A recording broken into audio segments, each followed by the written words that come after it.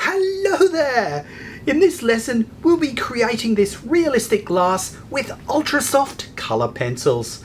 If you haven't used these before, you will love them and what you can create with them.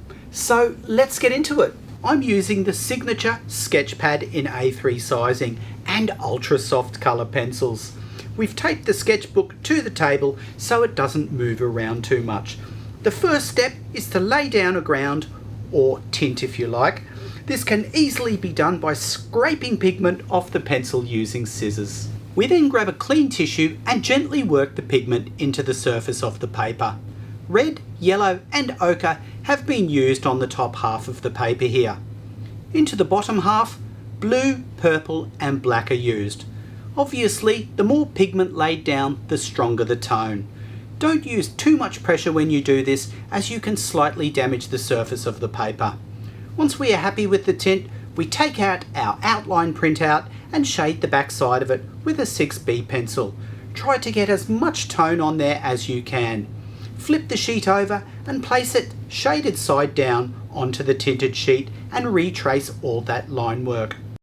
This printout, along with the reference image of the glass and the full lesson plan PDF, can be found on our website. Here is the colour image of the glass. Before we start colouring, let's talk about achieving different tone. The tone created from colour pencils depends on how you hold your pencil. For dark areas that need precise application, hold the pencil almost upright and close to the tip. For areas of medium tone, hold the pencil at a lower angle and in the middle like this and move from the wrist. For large light areas of consistent tone, hold the pencil at the end and almost at a flat angle and move from the elbow. Although there isn't really any hard and fast rules regarding what order to lay colours on, I like to lay the darks on and the highlights in first. So start with the black around the rim of the glass. If we look at the reference image, we can see a highlight around the top of the glass and the reflected highlights in the surface of the water. These are best created with an electric eraser. Think of it like drawing in reverse. Like watercolour, one cannot create strong whites with colour pencils, so this is a great way to achieve them. Refer to that reference image again and remove any other areas of colour. For the rim of the glass here, you will need to keep a sharp tip on the pencil. Because this range of colour pencils are so soft, you have lots of control, as they are very pressure sensitive. Basically, this means soft areas can be created by using light pressure. Have a close look at the reference image and you will notice many subtle colours in the surface of our glass. There is blues, purples and yellows. Build up tones slowly and bear in mind how you are holding your pencil to achieve that desired tone. Try to build up your darks, but remember that there will be areas where you will have to establish darks first, so you can balance it out with surrounding lighter tones. Because ultra soft pencils have a high pigment loading and are soft, colours can be laid over one another. This is referred to as optical blending. This way, complex rich tones can be created. You will find if you continually keep spinning your pencil as you work, you can keep a sharp point to the tip. I then remove more tone with the eraser in the base of the glass. I refer to the reference image and notice how dark this side of the glass is, so lay more tone in.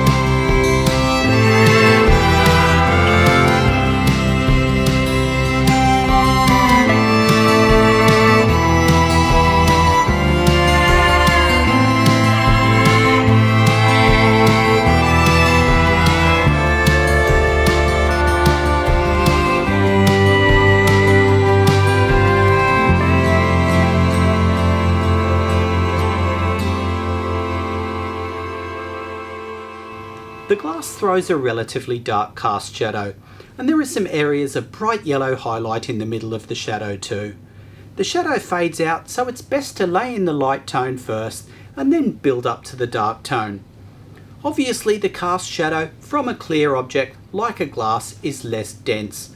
There is also an opinion that black should not be used when creating a shadow, which in many cases is true, but on some occasions, when dealing with a subject that has very light lights and very dark darks, it seems to work okay. Add a fair amount of blue into the shadow as well. For those bright yellow highlights through the shadow, that electric razor can be used to remove the tone. Once the tone is removed, yellow can be laid over the area. Well, thanks for tuning in. We hope you've picked up a few useful tips that you might use with your art. Happy creating, and we'll see you next time.